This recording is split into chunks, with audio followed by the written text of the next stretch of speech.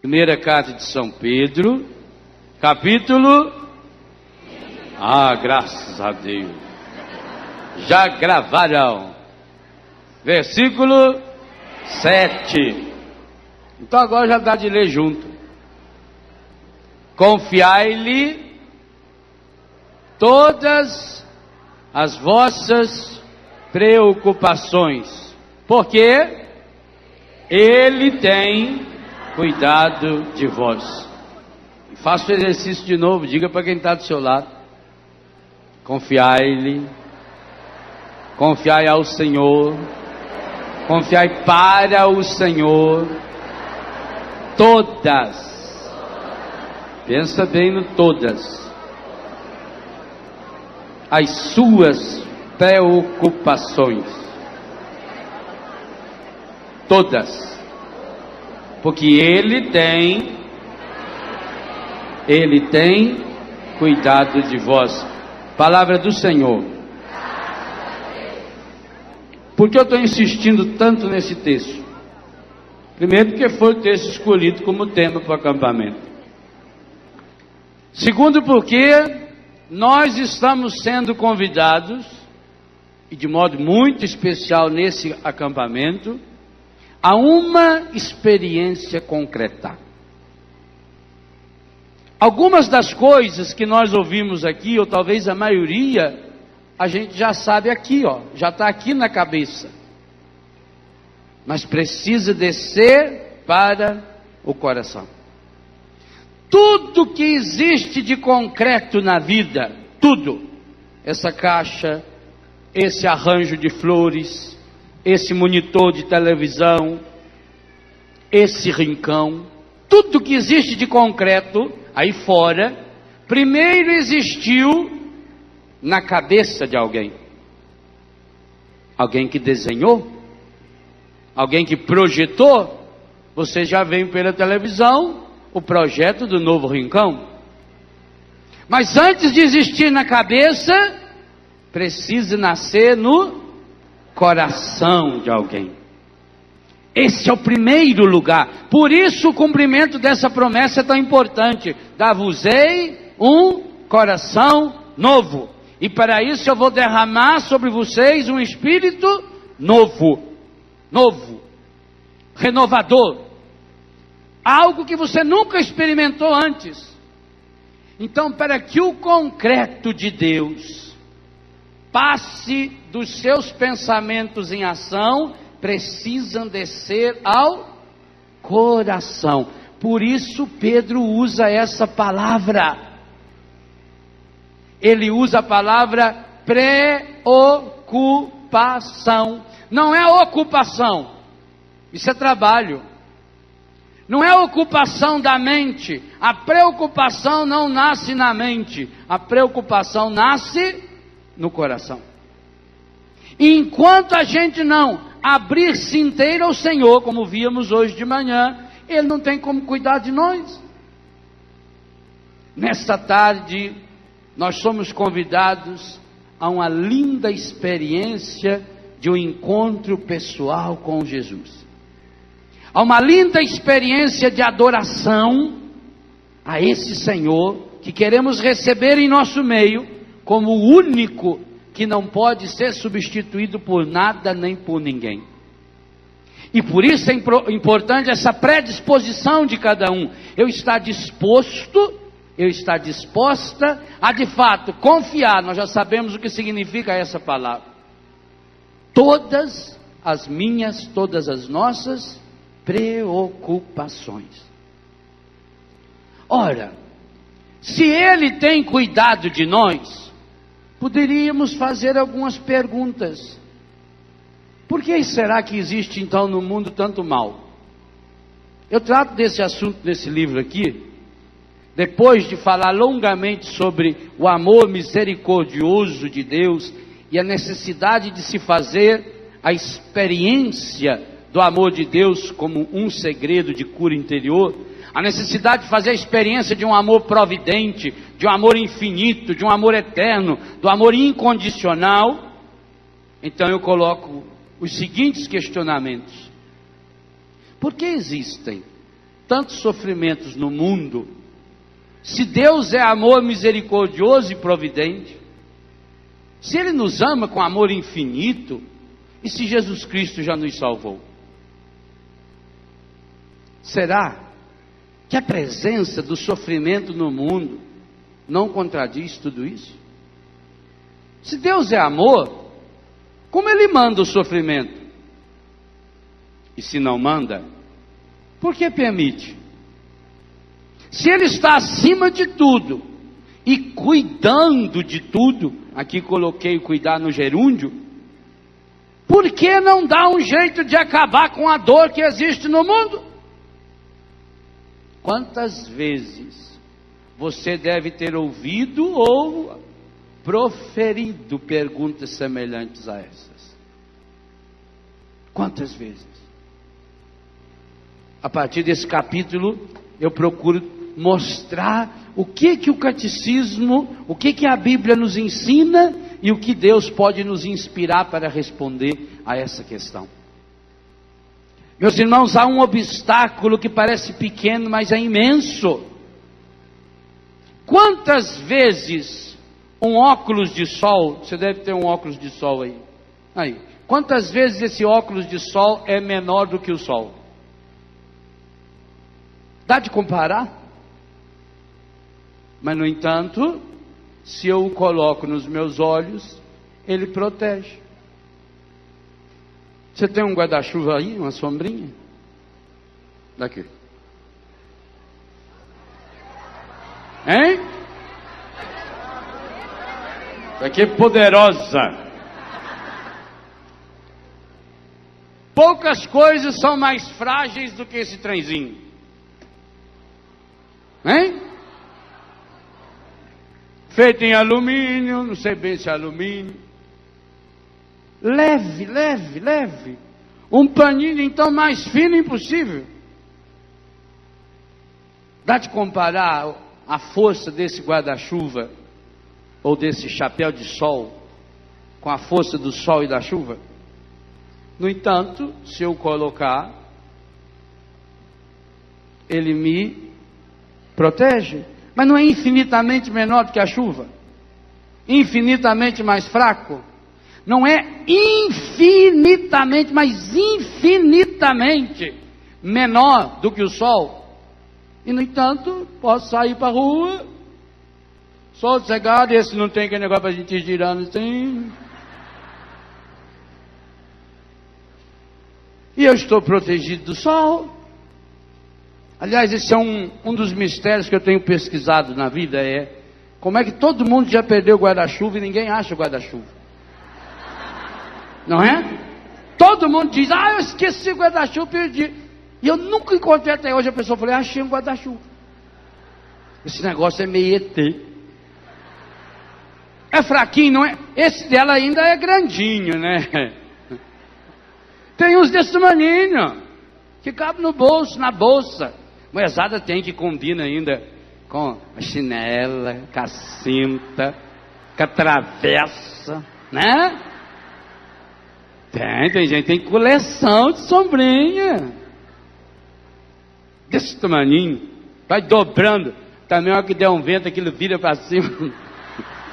Não vale para nada, né? Olha lá, pequenininho. Olha, tudo pequenininho, tá vendo? Olha, todo mundo tem, né? Que beleza. Uma das vantagens de chover é isso. O pessoal vende bastante guarda-chuva, vende sombrinha, né? Tudo baratinho. R$5? Olha, barato, né? Então, aqui tem uma barraca mais barata, é 4. Para vocês vão. Não é infinitamente menor? Mas, no entanto, se eu abro em cima da... Lá, na bolsa da menina, aquela sombrinha, aquele guarda-chuva me impede que o sol toque em mim? Tem que estar aberto. Gente, para mim, o pecado é exatamente a imagem de um guarda-chuva. Ele é infinitamente menor do que a graça de Deus. Eu acho que até o guarda-chuva em relação ao sol é mais poderoso do que o pecado em relação a Deus. O pecado é infinita, mas infinita, bota infinito nisso, infinitamente menor do que o amor de Deus, infinitamente menor do que a graça de Deus, infinitamente menor do que a misericórdia de Deus.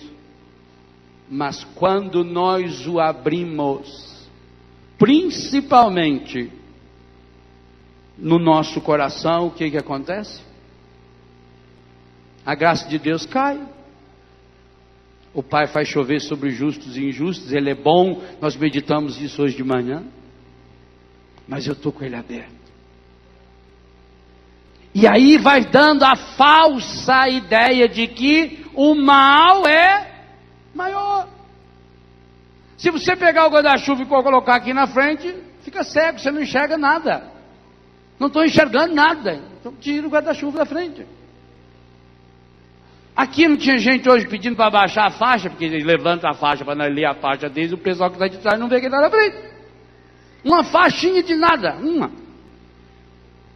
O pecado é exatamente isso. O sofrimento. Qual é o grande poder que o encardido tem? De pegar o sofrimento, de fazer primeiro ele se aproximar da gente e dar-lhe uma lente de aumento.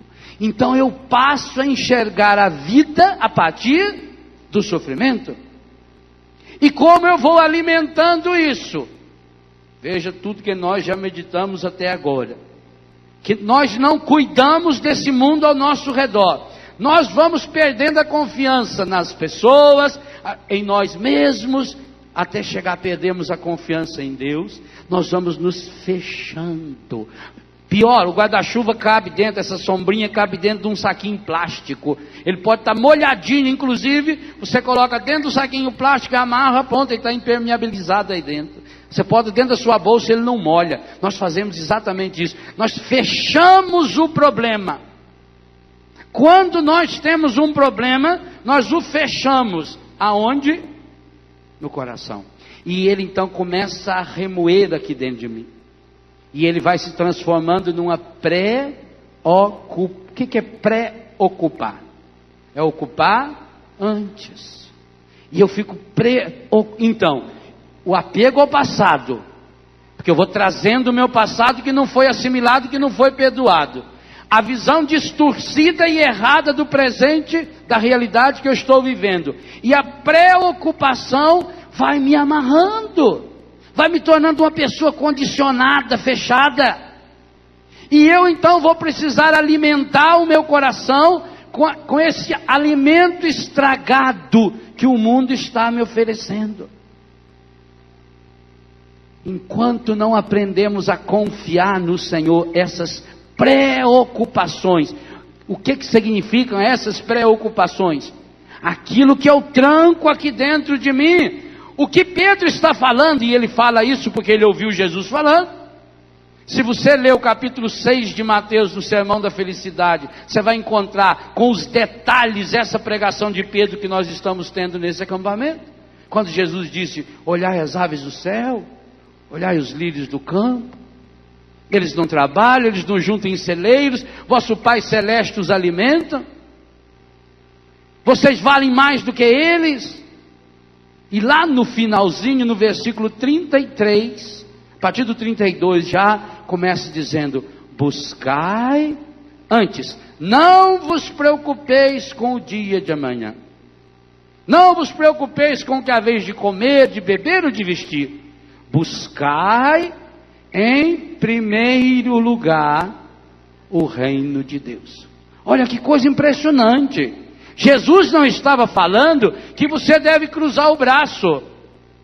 Jesus não estava falando que você não tem que trabalhar. Não, está dizendo que você não tem que se preocupar com essas coisas. Que você tem que se ocupar, buscar em primeiro lugar o reino de Deus e a sua justiça, e todas essas coisas virão como? Significa que nós precisamos de todas essas coisas, mas quando é que elas virão como acréscimo? A conclusão do capítulo 6 de Mateus. A cada dia basta o seu cuidado. Por que ele volta nessa palavra cuidado? Ele tem cuidado de vós. Deus cuida de mim na medida em que eu vou também cuidando das coisas de Deus em minha vida. O pecado não tem o poder de afastar Deus de mim. O pecado tem o poder de me afastar de Deus. O pecado não tem o poder de fazer o sofrimento entrar na sua vida. Tem o poder de fazer você deixar-se dominar pelo sofrimento. O pecado faz com que você enxergue qualquer realidade, inclusive as boas. Longe de Deus, as coisas boas se tornam coisas ruins. Tudo que a gente faz de forma errada, mesmo que seja uma coisa boa, acaba sendo ruim. Comida é coisa boa? Come demais para ver. Água é coisa boa? Bebe demais. Sexo é coisa boa? Claro, foi Deus que fez. Faça do jeito errado para ver. Percebam, quando nós nos afastamos de Deus, até as coisas que são boas, quanto mais as que não são boas. O pecado tem o poder, quando eu me fecho nele, quando eu fecho o meu coração, quando eu abro o guarda-chuvinha, quando eu protejo o meu coração. O sol está lá imenso, eu abro o guarda-chuva e ele não me atinge. A chuva está caindo, eu abro o meu guarda-chuva e ela não me atinge. A graça de Deus está sendo derramada. São Paulo nos diz em Romanos 5, o amor de Deus foi derramado.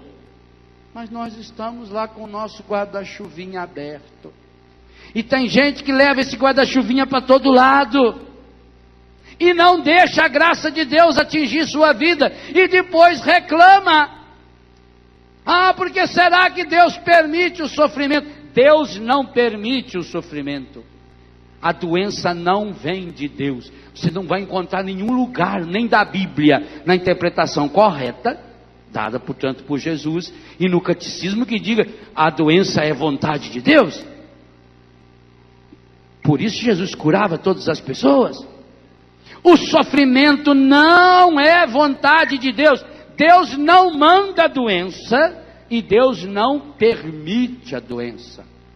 Mas, Padre Léo, Deus não está no comando de tudo? Está. Deus não pode tudo? Deus pode tudo? Não. E nesse livro eu ensino o porquê. Tem um monte de coisa que Deus não pode. Deus pode pecar? Como é que vocês falaram aí? Pode? Deus pode fazer o mal? Deus pode deixar de perdoar? Deus pode deixar de amar? Se fizesse isso tudo, ele deixaria de ser Deus?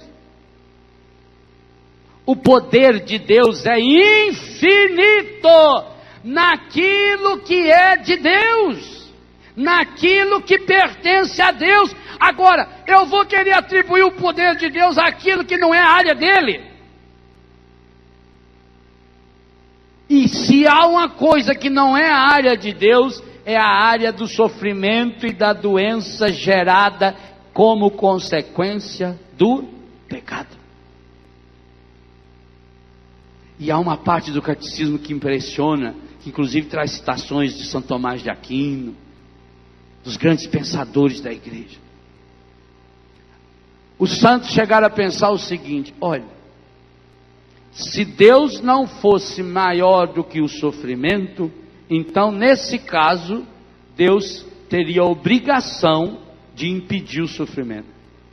Se Deus não tivesse a capacidade de transformar qualquer mal em bem, então sim, aí por obrigação, Deus teria que impedir o mal.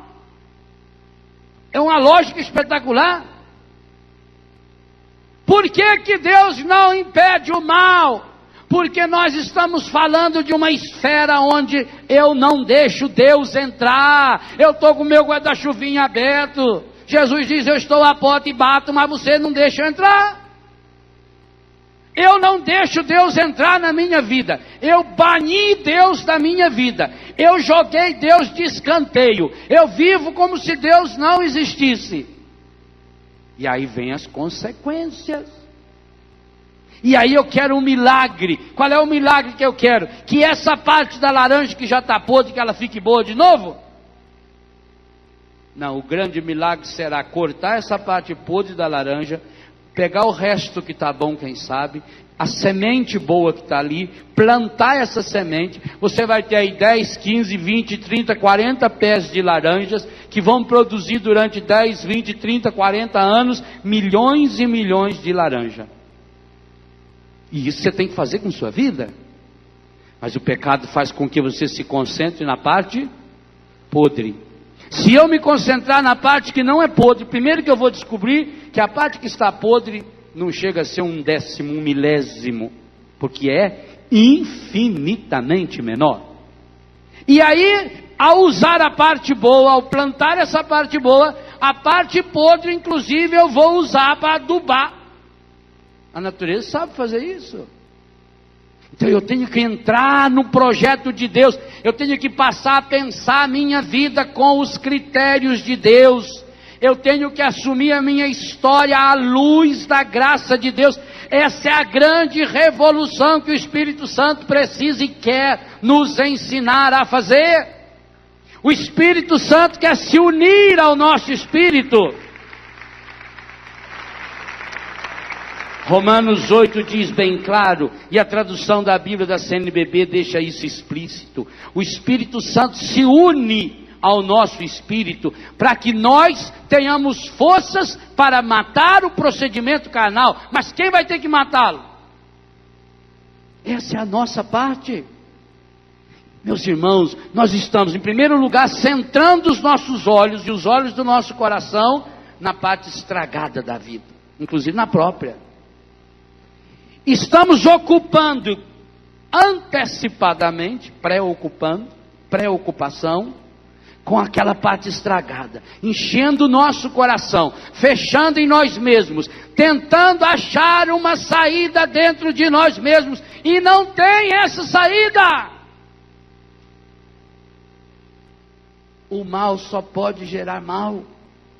O único jeito de vencer o mal é com o bem. Único jeito. Enquanto a gente dá corda para o mal, o evangelho que nós meditamos na missa de hoje, o mal vai ganhando força. Se na história da sua família o mal chegou até você, muito bem, ele chegou até você, é para parar em você. Se já teve o seu bisavô que teve problema do coração, o seu avô teve problema do coração, o seu pai teve problema do coração, você tem problema do coração, pois eu digo a você, o seu filho não precisa ter problema do coração. Se você tiver a coragem de falar, o mal barra em mim. O povo não fala família de suicida, porque já teve o caso de um tio avô que suicidou, foi. Depois a bisavó dele também suicidou, tomou veneno. Fomicida é bom também, mata mesmo. A tia dele, não, mas aquela foi morte natural, não foi morte morrida? Foi. Ou foi morte morrida? Foi morte matada. Não, foi morte morrida mesmo. Foi pneumonia. Pneumonia simples ou dupla? Simples. Ainda bem, que a dupla é terrível, né? A família de suicídio. Então parem você. Você não precisa suicidar, deixe de ser besta. Você não precisa se matar. Pare em você o mal. O ódio veio vindo de quantas gerações? Parou em você. O pecado vem vindo de quantas gerações? Em você pode parar. Pode parar quanto? Porque você é forte o suficiente e agora vai barrar tudo isso? Não. Porque você está aprendendo, porque eu estou aprendendo, que é possível depositarmos no coração do Senhor todas as nossas todas. Agora isso significa passar a agir segundo Deus. Isso significa uma mudança de vida? O que é terrível, nós gostamos da doença. Sabia disso? A grande maioria das pessoas que estão doentes gostam da doença. É uma forma de chamar a atenção. Hoje se sabe, por exemplo, que normalmente aquele aluno que mais faz bagunça na sala, na verdade ele quer chamar a atenção. Ele tem problema, ele não foi amado, não deram atenção para ele. Machado de Assis dizia que o menino é o pai do homem, a menina é a mãe da mulher. Aquilo que eu sou em menino, eu vou gerar como homem. É exatamente isso. Quantas pessoas estão doentes porque querem chamar a atenção para si? É uma forma de a pessoa ser amada. Por que será que Jesus fazia tantas perguntas? A coisa que Jesus mais fez no Evangelho, eu já contei. Mateus, Marcos, Lucas e João, se eu não estiver enganado no número, são 287 perguntas. Em 100 e poucos capítulos. 287. Dá quase 3 perguntas por capítulo. Quase toda a parábola de Jesus acaba com uma pergunta. A pergunta em Jesus é um recurso pedagógico. Jesus, eu não conheço nenhum outro pensador na história humana, nenhum outro texto que traga tantas perguntas como o Evangelho. Faça essa experiência. Comece hoje a ler o Evangelho de Mateus com uma caneta vermelha e cada vez que tiver uma pergunta. Pergunta é quando no final tem aquele guarda-chuvinha antigo assim. Se for em espanhol, para nossos irmãos paraguaios, olha baixo para arriba assim. Risca e depois conta. Você vai ficar impressionado. E mais impressionado vai ficar com aquelas perguntas que eu classifico de tolerância zero. As perguntas imbecis feitas por nosso Senhor Jesus Cristo. As perguntas idiotas que ele fez. Gente do céu, como é que pode um homem com aquela inteligência fazer determinadas perguntas? Será que ele era burro? Por exemplo, quando vieram prender ele, aquele bando lá de o exército todo, com aquelas tochas, aqueles homens tudo armados.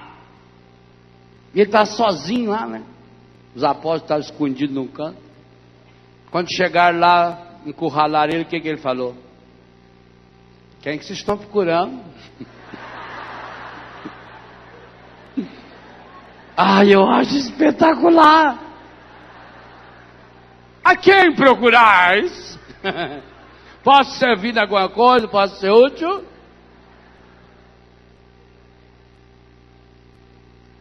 Será que essa pergunta já foi respondida? O que você está procurando? Projeto da CNBB, queremos ver Jesus.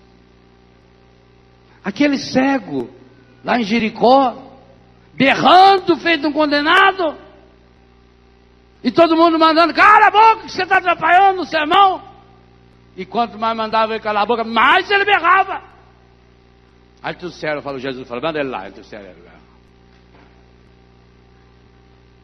Que desejas? O cego não entendeu. Senhor, eu queria que o senhor falasse com o Padre Léo para me dar um filhote de labrador, cachorrinho treinar. Eu queria uma bengala com controle remoto, com uma buzininha assim na frente, igual tem esses ônibus quando dá ré. Eu queria uma bengalinha dessa. O que aquele cego berrando desesperado podia querer? Não era óbvio? E por que Jesus não chegou nele simplesmente pôs a mão e já curou? Pega aquele outro cego de Mateus 8, de Marcos 8, aquele é mais espetacular ainda. Para mim é uma das passagens mais fantásticas que tem no Novo Testamento. Levaram o cego até Jesus. O que Jesus fez com o cego? Pegou o cego, pegou pela mão dele, vem, e pula aí tem um negócio, vem. Vem. Pior que às vezes a pessoa, quando encontra um cego, fala alto no ouvido dele, né? Cuidado! Não, eu sou cego. Eu escuto. Vem. Jesus levou ele, né? Lá num canto, afastado do povoado. Chegou lá, Jesus pôs a mão nele. Fez cuspe. Mas isso é coisa delicada. Quanta mãe não faz para tirar remela do filho?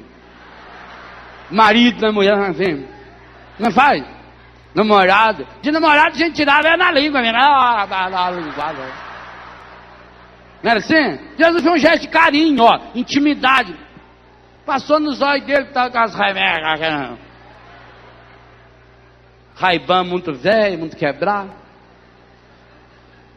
Meteu o cuspe nos olhos dele, rezou por ele e perguntou: o que você está vendo? E o mais legal é a resposta do cego: eu vejo os homens, e eles se parecem árvores que andam. Jesus diz: mas você está bom mesmo, hein, rapaz? Que coisa fantástica, você está curadinho já, viu? Veja, a cegueira dele era profunda demais. Talvez, gente, se fosse você, estaria vendo o homem que anda até hoje, feito árvore. Porque você ia pensar, pensa bem, depois que Jesus fez tudo isso, me pegou, levou lá no cantão, passou cuspe nos meus olhos, rezou para mim, e eu não vou ter coragem de falar para ele quando eu não estou enxergando. Mentira? E ele falou a verdade. E o que ele falou é o que acontece com a maioria de nós aqui. Não pensa que é só aquele cego que viu homem feito árvore que anda, não. Quantas vezes que a senhora olhou o seu marido e não parecia uma espinheira braba, uma árvore andando? Às vezes que a árvore andando lá de bambu, não faz um quadro. Boemia que me tem de regresso. Hein?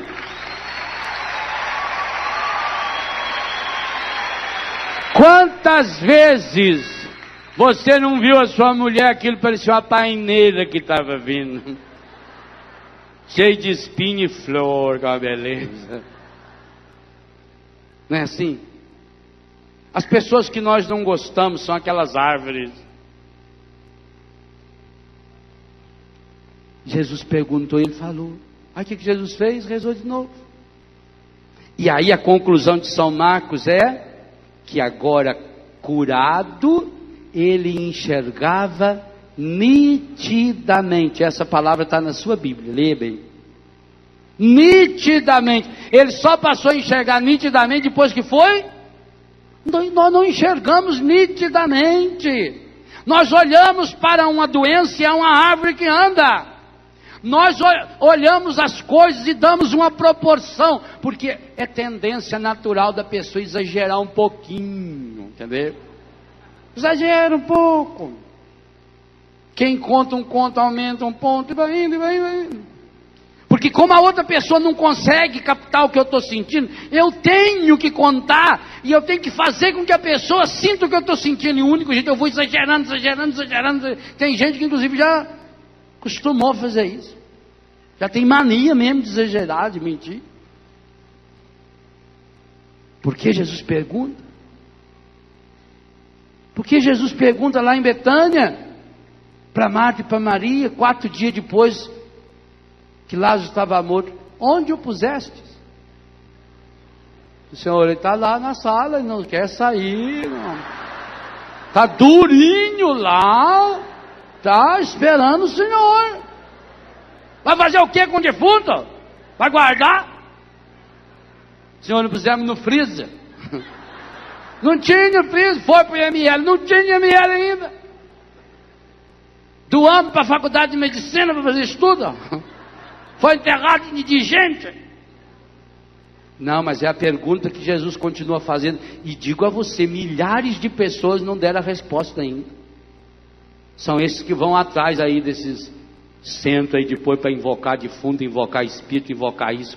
Onde puseste os seus mortos? Onde?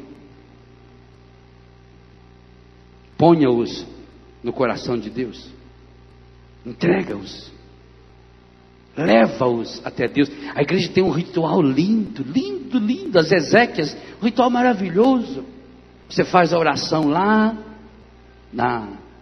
no velório, depois na igreja, a bênção da sepultura, entrega aquele ente querido para Deus, entrega a dor do seu coração para Deus.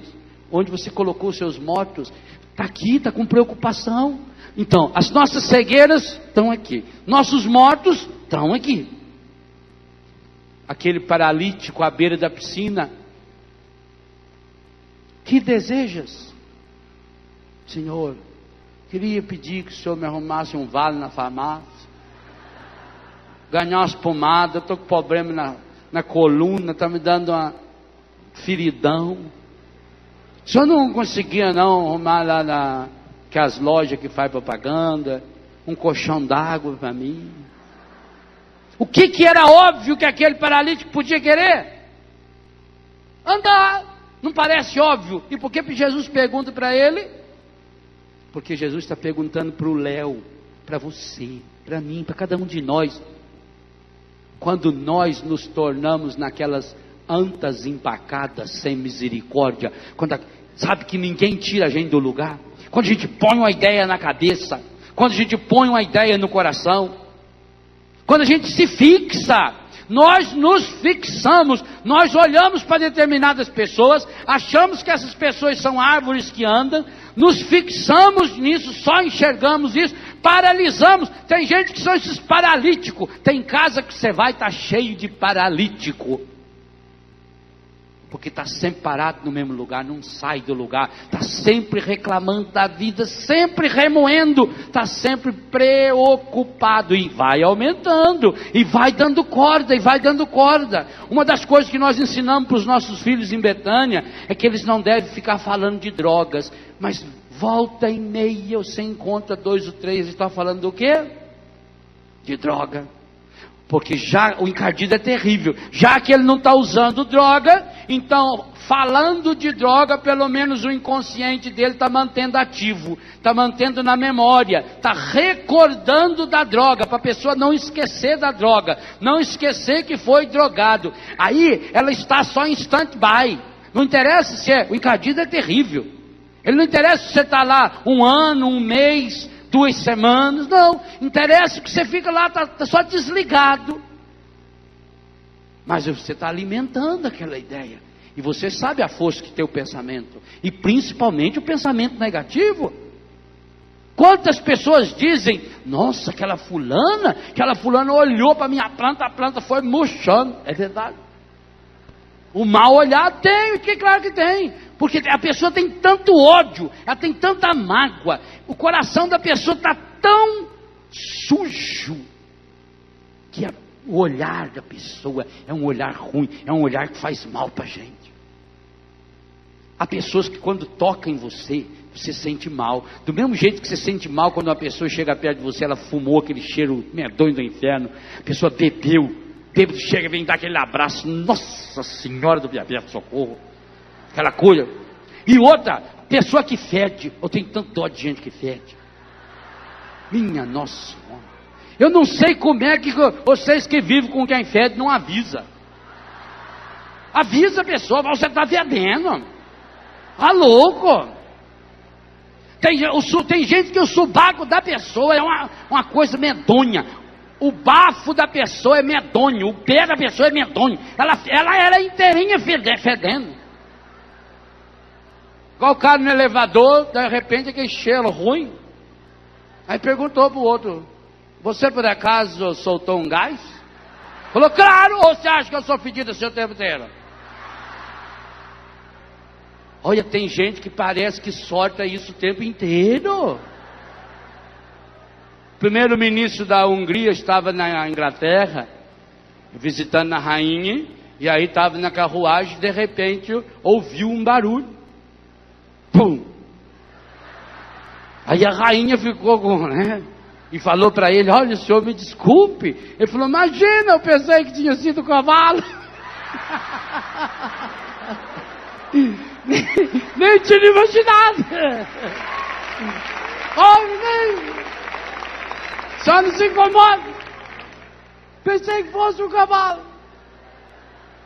Então a pessoa cede. Fala para ela que ela cede. E ela levanta o braço e...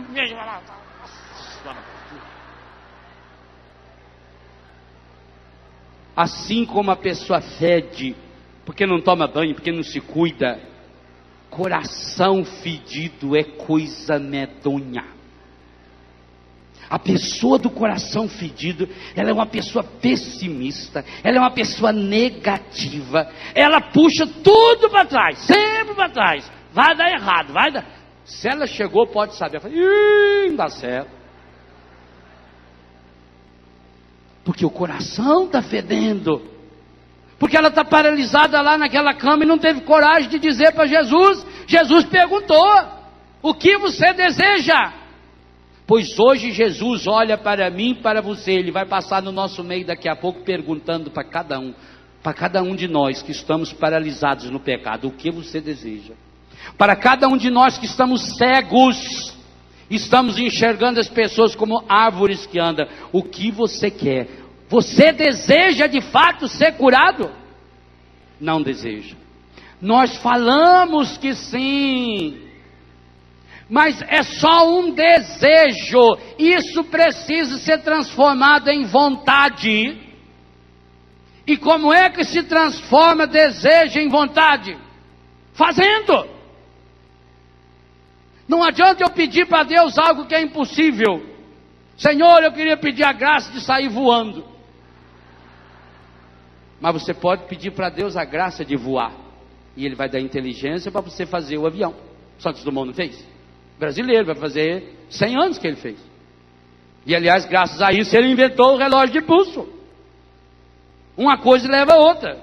Antigamente o relógio era aqui, fez mega ferradura, que tinha lá um cordão, né? Aí o Santos Dumont precisava saber a hora, mas ele com a mão ocupada para trabalhar, ele pediu para o Cartier fazer um negócio que amarrasse o relógio aqui para ele. Ele inventou o relógio de pulso. Todos nós temos no braço. Então, ele talvez pediu para Deus: meu Deus, eu quero voar. E Deus disse para ele: você vai voar. Agora, vai voar como? Põe na sua cabeça para funcionar. Bolando um jeito, observando os pássaros. E não vai fazer igual o Ícaro, que põe 2 azonas, sai batendo a asa, vai para o sol, derrete a asa de cera e ele morre. Querer a cura, querer a restauração é entrar num processo. Meu irmão, todos os dias Betânia recebe eu não sei quantas. Meu Deus do céu. Telefonema e carta. É mãe, é pai, irmão, tio, padre, bispo. Pelo amor de... Todo mundo fala, pelo amor de Deus, né? Para ver se...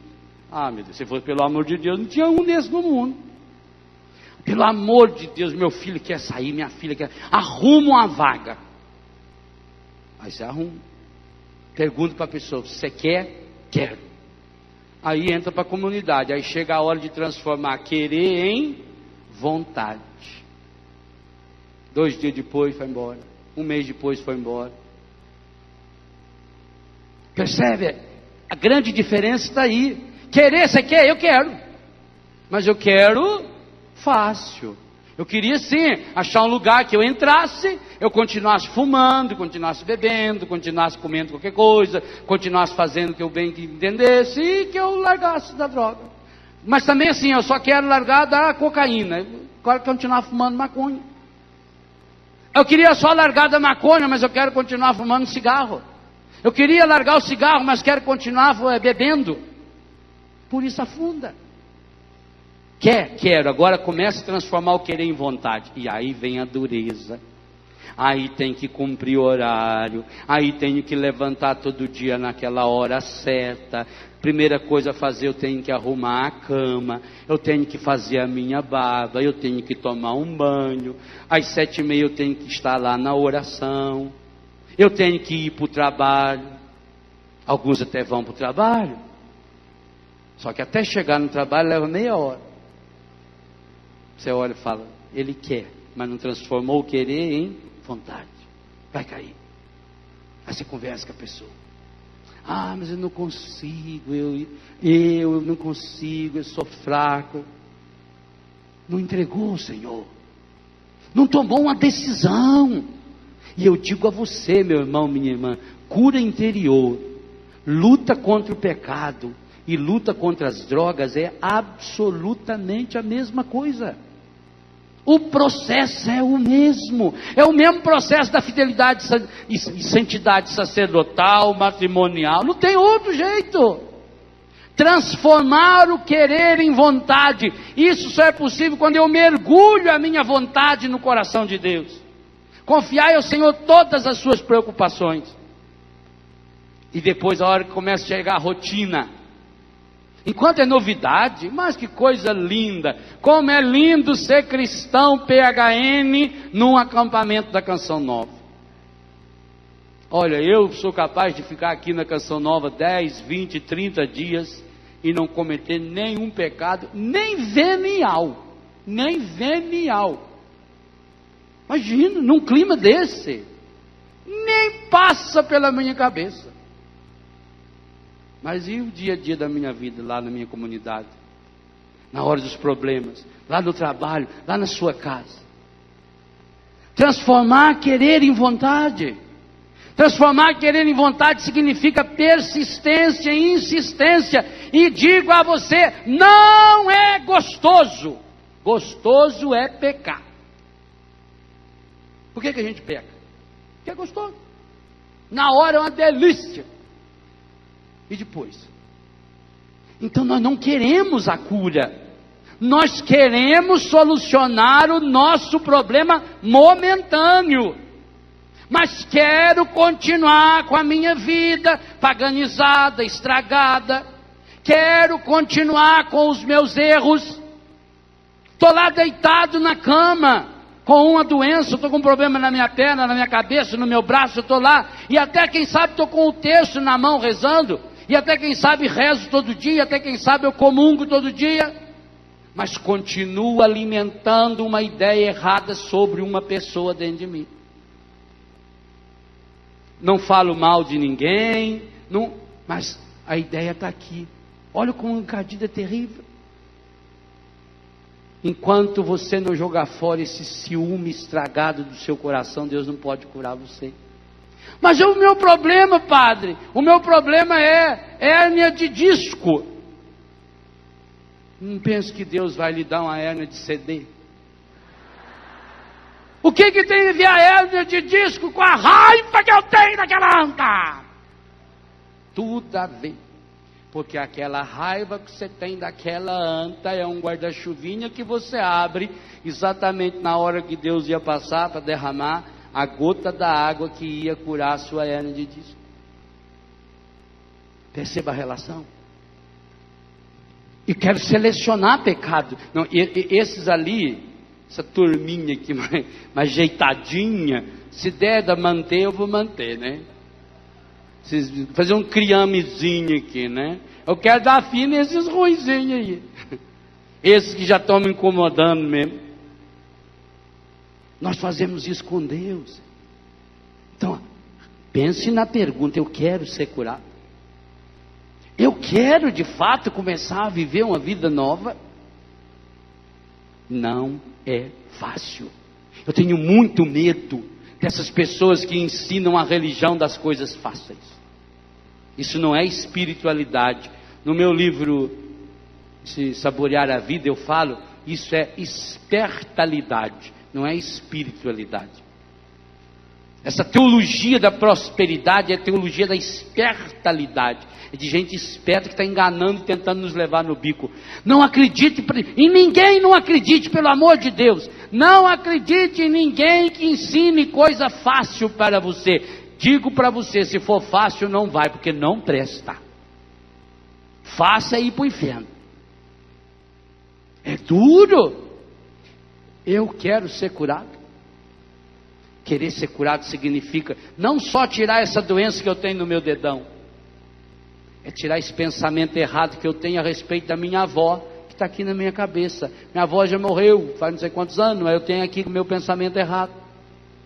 Mas não tem ligação nenhuma do meu pensamento. A minha avó, ela não gostava de mim, ela gostava mais do meu primo, ela foi injusta. Ela que inclusive influenciou meu tio para ele pegar aquela parte do terreno lá no canto, que era o melhor e que sobrou para o meu pai, aquilo lá, e meu pai sofreu, será eu o bicho condenado. E como é que chega a ganho? Perdão a 10 mãe daquela. Aqui se faz, aqui se paga. Por isso essa véia sofreu.